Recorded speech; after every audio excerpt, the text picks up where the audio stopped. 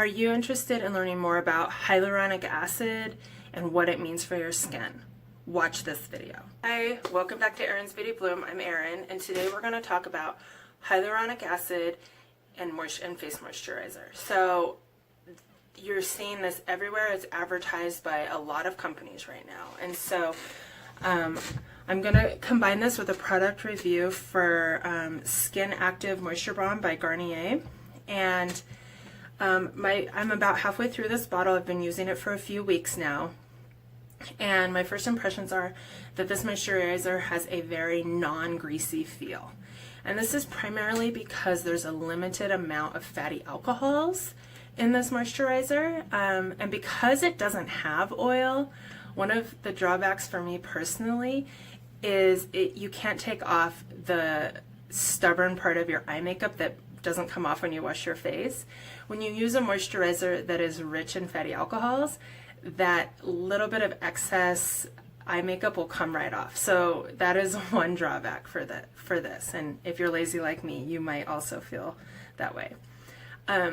This product is advertised as being watery light, and I would say it absolutely is. It has a super lightweight feel, again, because it doesn't have those long chain fatty alcohols that give it a waxy texture, and also because alcohol denat is a primary ingredient, and this helps maintain that lightweight feel while also allowing increasing the penetration of other ingredients.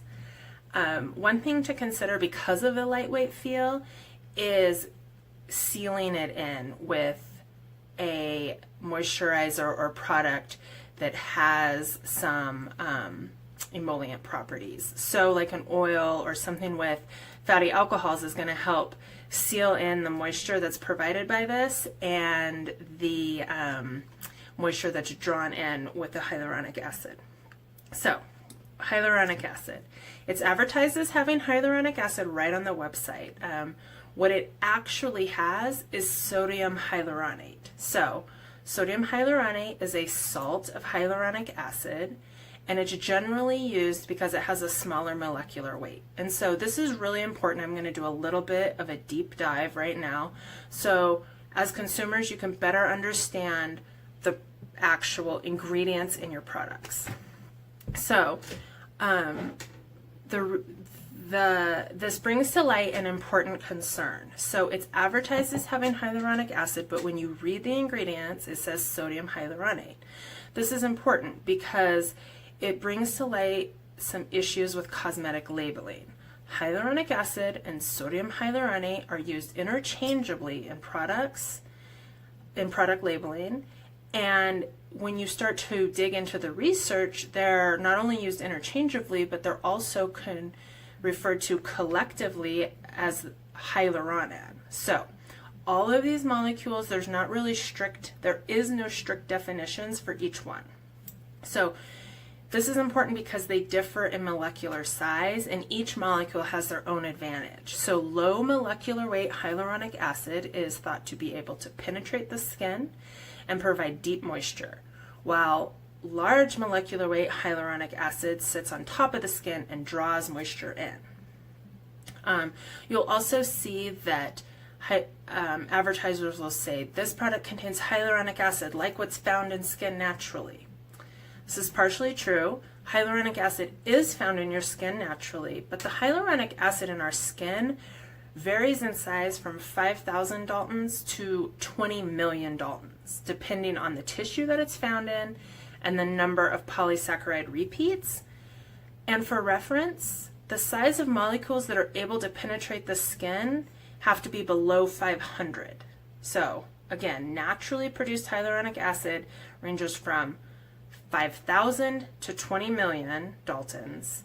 And the Dalton rule, which is widely accepted across literature, says that below 500 it has to be to absorb into your skin.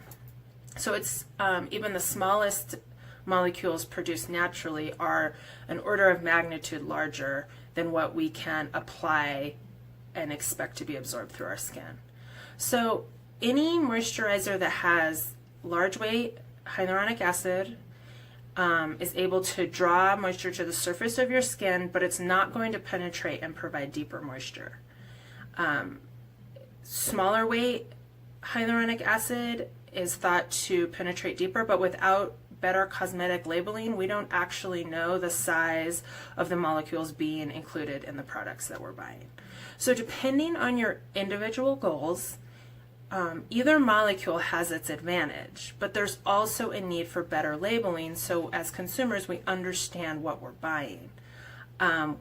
If companies disclose the size of molecules in their products, we're going to be able to make more informed decisions. And so I just want to wrap up by saying that if you're jumping on the hyaluronic bandwagon, consider your skin goals and consider that you may need a different form of the molecule, or you might need to combine this hyaluronic acid rich moisturizer with another moisturizer that's rich in fatty alcohols to help seal in the moisture.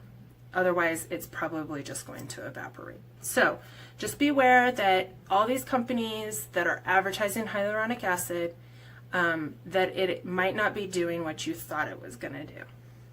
Thanks for watching. Don't forget, if you like this video, please hit that subscribe button, share this video, and come find me on all the other kinds of social media.